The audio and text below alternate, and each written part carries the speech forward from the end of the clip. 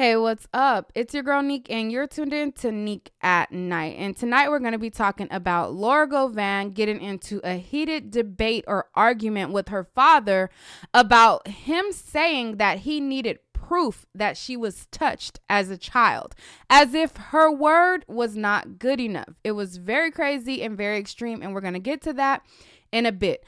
She has talked about this on other shows. She talked about this on Ayanla Fix My Life. And I didn't catch the episode, so when I seen this on Marriage Boot Camp, it just took me by surprise. So I'm going to talk about it now. Those of you who've seen her talk about this before, then hurrah, hurrah. But those of you who, like me, are new to this, heard about it but didn't really look into it, then let me break it down what's going on. But first, I want to give you a quick backstory on who she is for those of you guys who may not remember. So Laura Govan was one of the OG cast members on the Basketball Wives Los Angeles franchise. She was on the show with her sister, Gloria Govan. Both of them dated and had babies by NBA players. Laura Govan had a relationship that was very toxic with Gilbert Arenas, and her sister had a relationship that ended up being toxic with Mac Barnes. Laura had a lot of issues that she dealt with publicly. She was on Ayanla Fix My Life, trying to get her life together. She talked about, being tampered with as a child and her parents not believing her. She also had issues with her sister and feeling like at one point she even said like she had to hook her sister up with Matt Barnes to keep her away from her man Gilbert. I mean, it was a lot of issues, family drama, and a lot of stuff that was going on. And a lot of people did not understand her personality, and a lot of people could not take her personality. I'm going to show you guys a quick clip of her and her talking about how she had to get her with Matt Barnes to keep her off of her man, which was Gilbert. And then I'm going to show you guys what's going on now, just so that you realize the family dynamic and why the sisters are the way they are because of the parents they have. You've gone on record as saying certain things, very, very inflammatory things, as it relates to your relationship your sister's relationship with Gilbert, and that, basically that you had to hook Gloria up with Matt in order to keep her off of Gilbert. I mean, that is like, whoa, that is. So is that true? That is true. Wow. That's what I did. To get this, because there's so much. Okay, so did he fuck your sister Gloria?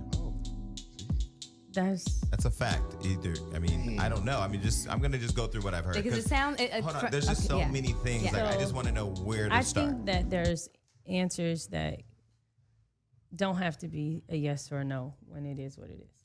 Okay, so explain why you believe your sister cheated with your husband. I can't go into that. Legally. Yeah. Okay, so as you can see, their dynamic is deep. She had accused her sister at one point of sleeping with her husband Gilbert and made claims that she even had to go as far as to hook her sister up with somebody to get her off of him. Now, let's dig into her a little bit more. This woman comes from a very, very toxic household. Her father is despicable, and I could not even fathom or imagine that person being my father. I would rather not have one than to have the father that she had, period. Fast forward to now, she is now on Marriage Boot Camp, and they are having a family edition. And on the family edition, she's kind of relived her story on when her father did not believe her about herself being molested. I'm going to show you one clip where the mother and the father are talking about it, and then I'm going to show you the other clip after. I remember walking in the house, I looked up, he was there at the railing, and then I turned around and I was like, you know why I'm mad? Your family member has been messing with me since day one, so I lost it. And he said, well, what do you want me to do? Okay, so as you can see, she first starts off by giving her accounts of what happened when she told her father about herself being tampered with as a child, and him basically throwing up his hands to her and like saying, hey, what do you want me to do about it? As if this is not his child that he is supposed to protect. They then bring in her father to get his side of the story. And this is what her father had to say about it. Your version of that day. Me and Laura was having some type of communication because I was upstairs looking over the banister. And then little Gloria got mad and says, well, why didn't you do something about that? And then I said, if I'd have known, I'd have killed him. But what can I do now? And they walked out the door. That's not the version I remember. I don't even remember my sister being there. I just remember pausing, turning around, walking out the door. Okay, so as you can see, his accounts are a little bit different. So he admits to having back and forth with Laura. And then he says what he remembers is a little Gloria, which is her sister. I guess he's talking about, you know, the younger version of herself, asking him, well, why didn't you do something about it? And to his reply, he said that if he would have known, he would have, you know, killed the person. To which Laura then objects and says that she remembers it differently. Well, this conversation got a lot more heated in the room, and he pretty much told her, well, hey, I never had proof other than what you saying. I mean, I can't even make this up. How can I not trust you when you don't believe my truth? Okay. You don't believe that Okay. that laid on top of me and stuck his penis in my vagina. Nobody has confirmed it outside of you. Nobody has confirmed it outside of you. Nobody has confirmed it outside of you. I mean, I just got choked up. Like, what do you mean nobody has confirmed it outside of her? She's telling you, she's your daughter. She's telling you that it happened. Who the else needs to? How can you trust that if that happened to my daughter, that you would do not the same thing? You didn't protect her, I'd kill you myself. Woo, child. With parents like these, who needs enemies? Like, I could not even imagine or fathom. I have a mother who was overprotective, and I'd rather an overprotective mother than a non-protective parent. I'm sorry. I couldn't even imagine. He then goes on to tell her that basically, girl, get over it, and you need to just bury this and forget about it. I mean, again, I can't even make this stuff up. This is her father saying these things. Somewhere down the line, we got to bury all. Well, but you know what? It can't be over because you won't let it be over. Nah. It won't never be over. This conversation is over, but that won't ever be over. Okay. And then, therefore, I will never trust you with my children. Okay, and I'm sorry I couldn't play it all the way through, but if you type it in, you'll be able to pull it up in its entirety. It's just like a 1-minute clip, but you know how it goes. But I mean, I just could not imagine being violated as a child. You go to your father. She didn't even talk about going to her mother. She talks about her father, who's supposed to be the head of the household, who's supposed to be the warrior, the protector. And she tells her father that she was violated by a family member. And he's like, in one instance, what am I supposed to do about it? Then in another instance, he's talking about he doesn't have proof other than her. Like, I never had no proof other than you. And then goes on to tell her that she just needs to bury it and forget about it. I mean, I could not even imagine it with family members and parents like that. Who needs enemies? And I understand, you know, the purpose and the premise of the show is to work through your issues. But I would never, ever talk to a person like that a day in my life if I was her. I wouldn't care if it was my father, my mother. If you can't protect me and you were supposed to be my protector and you brought me in this world, I can't, like, it just infuriates me that, you know, and I don't even have the words, but can you imagine? I don't even want to imagine. It's just so crazy. But the crazy thing, or what's even crazier, is that this actually happens more often than not. Like, there are several households where parents do not believe their children.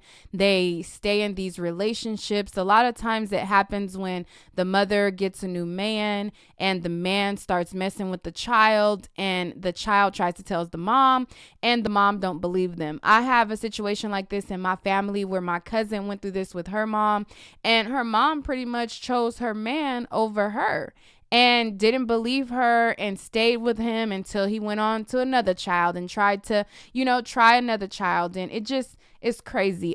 Parents, you got to be the protector of your children. It's just ridiculous. Ain't no dick that good, period. And fathers, you have to protect your daughters. I mean, you can't be that much of a coward that you can't protect your seed, period. This also happened with another person, Jeannie Mai from The Real.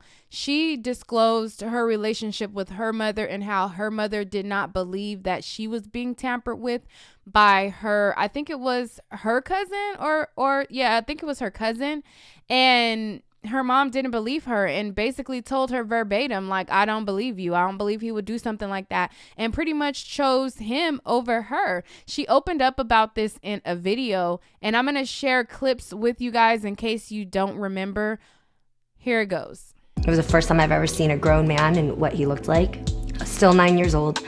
I remember him telling me to touch him in certain ways. When I picture it, I just see flashes of things. I remember seeing the color of my clothes. I remember seeing blue jeans, and then my blue underwear, my green shirt that my mom bought for me. And this happened every day for a few weeks, and then it turned into months. And I remember 1 year going by. I didn't want to say anything because I was afraid. He said certain things that made me afraid of making you angry at me. He would say things like, which is like, your mom's gonna hit you if you talk about the family. Or, không ai tin đâu.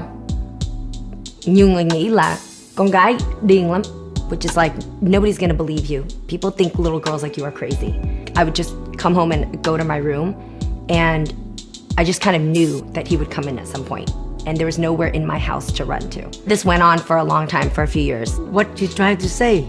I told you that he took off my clothes. Yeah, and then I don't believe it. That's my reaction. I don't believe it all because his parent is divorced. So my father bring him to our house, and then he was baby, 1 year old. We bring him and stay with us. He's just like the real son. He talk to me, he respect me, he very sweet, he really nice. Whatever I ask for help, he gonna do it, he gonna do everything. So when you tell me, I feel like, is that right? I don't believe it. It didn't match up. It doesn't match up. I don't believe it, and I just let it go. I began to get angry because now I'm telling my mom that he's taking off my clothes. And you said, I don't believe you. I feel like I don't believe it. When I don't believe it, I just let it go, I never think he's gonna do that. I never, because I think I love him very much. But did you love him more than your daughter who was trying to tell you something? I love him more than I love you, because at that time I'm thinking he have no parent, and he came over here. I bring him to my house. I feel like I rescue him. I love him. At least you have father, you have mother, but him, he have nobody.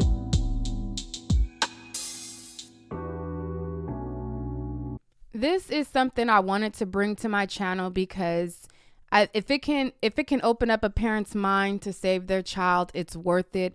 Topics like these are not monetized in most cases for YouTube. So if you appreciate dialogue other than, the typical gossip and real life issues, definitely support the channel. I do have my Cash App on the screen. I want to bring more topics like this, more real life issues, more relatable topics other than drama. However, these topics are not YouTube friendly. So if you can support us, appreciate it. If not, at the very least, just open up your mind to these scenarios and do better for your children. There are actual parents who are to be the protector of their children, and they are failing.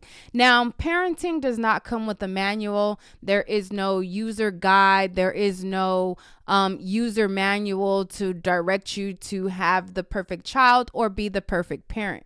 There is no such thing as that. But when it comes to your child being violated in this manner, there is no excuse not to protect your child as best as possible.